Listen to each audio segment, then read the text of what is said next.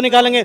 आज वो 12 करोड़ रुपए क्यों खर्च किए जा रहे हैं, जबकि हमने fire fighting, rescue, first aid तमाम प्रकार के कोर्स हमने कर रखी हैं। आज हमने फायर फाइटिंग का कोर्स कर रखा है, हमने गोली बंदूक चलाने का राइफल ट्रेनिंग ले रखा है, आज हमें निकाल रहे हैं।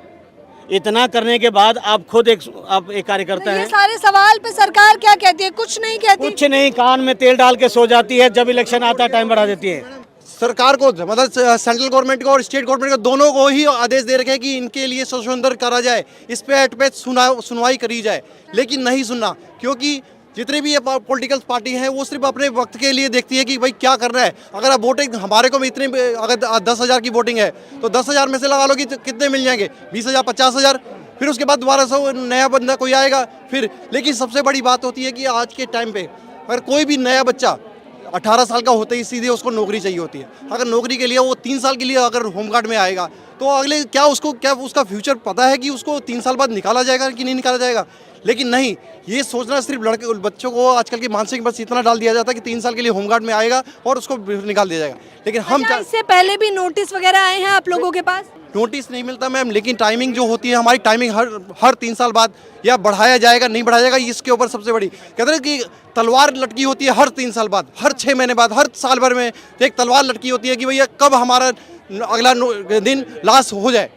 लास्ट का कोई एंड नहीं है, मतलब कहते हैं कि हम दम का हमारा हमेशा घुटता रहता है कि आज नहीं, कल नहीं, परसों नहीं, कभी कब हमारे संस्था ये हमारे को निकाल दे। नाम है आपका? मेरा नाम सुभाष है और मैं दिल्ली होमगार्ड से ही हूँ। मैं सरकार से और डिपार्टमेंट से सिर्फ यही बात पूछना चाहता हूँ कि जो नई भर्ती वो कर रही है हमें उससे कोई दिक्कत नहीं है, लेकिन क्या वो नए युवाओं को भर्ती करके और फिर 3 साल बाद उन्हें क्या रोड पे रखने के लिए डिपार्टमेंट में भर्ती कर रहे हैं? जैसा कि हमें पिछले 3 साल आपकी भर्ती हुई होगी तब यही ऑप्शन रखा था। तो मैं डिपार्टमेंट से ये कहना चाहता हूँ, या दिल्ली सरकार से या भारत सरकार से, क्या वो बेरोजगारों की एक नई डिपार्टमेंट खोल के बैठा है कि 3 साल बाद आओ, काम करो और रोड पे उतर जाओ। हम ये कहना चाहते हैं कि हमारे को आपसे कोई दिक्कत नहीं, आप भर्ती करो, स्ट्रेंथ बढ़ाओ। दिल्ली की स्ट्रेंथ बहुत कम है, 10,000 से भी कम है, लेकिन हमें जैसा जिस अवस्था में है उसी अवस्था में रखा जाए और हमें स्थायी करा जाए। हमारी कोई डिमांड नहीं है, लेकिन अगर डिपार्टमेंट इसी उस पर उतारू है कि हमें नई भर्ती करनी है तो हम डिपार्टमेंट से कहना चाहते हैं कि इस डिपार्टमेंट को ख़त्म किया जाए और अलीगढ़ का सबसे बड़ा ताला हम ला के देंगे और इसमें जितने भी अधिकारी उन सबको बंद करा जाए, उन सबकी हटवाया जाए।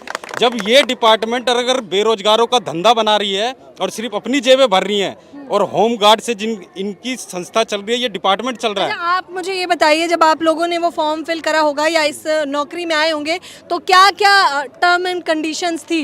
मैडम, टर्म एंड कंडीशन इनके अपने हर साल बदलती रहती हैं। जब कहा था कि भाई 3 साल बाद 3 साल तक का आपका स्ट्रेंथ हम करेंगे और फिर आप चलते रहेंगे, लेकिन कई पिछले 98 से जो 99 से करते आ रहे हैं वो लगातार कंटिन्यू करते आ रहे हैं। लेकिन अब हम ये मांग कर रहे हैं कि होम गार्ड को कम से कम स्थायी 60 साल तक तो करा जाए।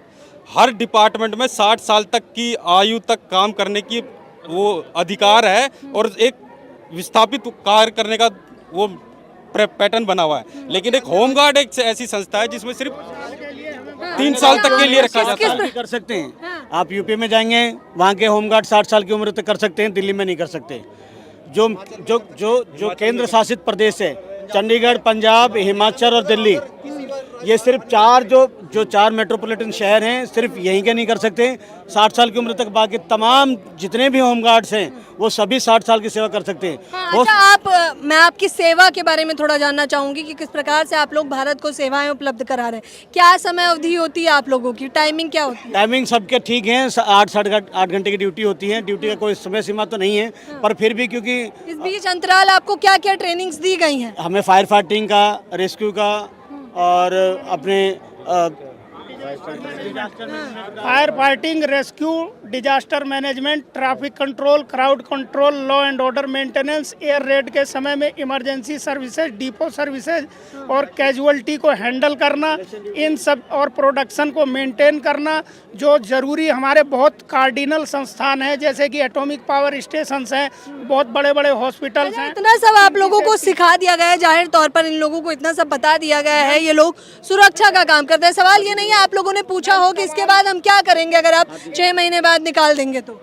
हम तो सरकार से ही कह रहे हैं कि हमें निकाला क्यों जा रहा है। हम सरकार की इंटरनल तौर पे आज भारी तौर पे फौज है, पुलिस है, लेकिन इंटरनल तौर पे होमगार्ड जो अपनी सेवाएं दे रहा है, आज इंटरनल तौर पे दिल्ली के अंदर या अदर स्टेट के अंदर होमगार्ड सरकार की आंख नाक कान का काम करता है। हाँ, तो मुख्य तौर पर आप क्या कहना चाहते हैं? आखिरी सवाल। बॉर्डर पर हम लोग जो है, हम सिर्फ इंटरनल सर्विस नहीं दे रहे जितनी हमने बताई है, जितनी अभी मैंने बताई इतनी सर्विस नहीं दे रहे। इसके अलावा नॉर्थ ईस्टर्न फ्रंटियर जो है वो आसाम वगैरह साइड में, वहाँ और बाड़मेर राजस्थान में 50 डिग्री सेल्सियस से भी अधिक तापमान में हमारे जवान सर्विस दे रहे हैं और उनको परमानेंट जॉब नहीं दी गई है। बिल्कुल फैटालिटी बिल्कुल 100% है वहाँ पर कि बॉर्डर पर दिखते ही मार दिया जाएगा, यानी कोई शर्म करेगा कि ये होमगार्ड मुख्य तौर पर अब आप क्या चाहते हैं, क्या मांगे आपकी? हमको जो है बेरोजगार न किया जाए, हमारे बच्चों का भविष्य न छीना जाए। हम देश आज़ाद होने से पहले 42 से पहले भी ये संस्था थी, लेकिन नोटिफाइड नहीं थी। बार बार इसको रिवाइज किया गया और अंग्रेजों के समय का कानून हमारे ऊपर थोपा गया।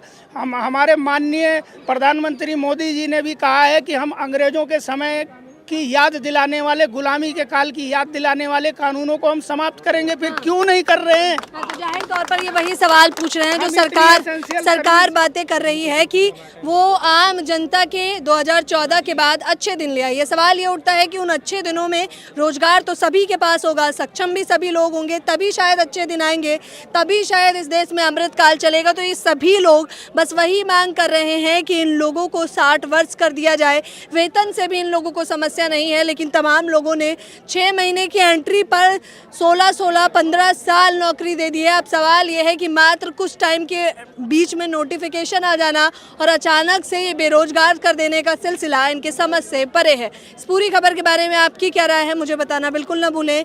कैमरा पर्सन तोहिद के साथ ज्योति, नेशनल दस्तक। नेशनल दस्तक की आपसे गुजारिश है कि अगर इसको बचाना चाहते हैं तो नेशनल दस्तक को सब्सक्राइब करने के लिए रेड कलर के सब्सक्राइब बटन को दबाएं, फिर बेल आइकन की घंटी दबाएं। नेशनल दस्तक को बचाने के लिए बहुत जरूरी है कि हर खबर को शेयर करें, लाइक करें, कमेंट जरूर करें।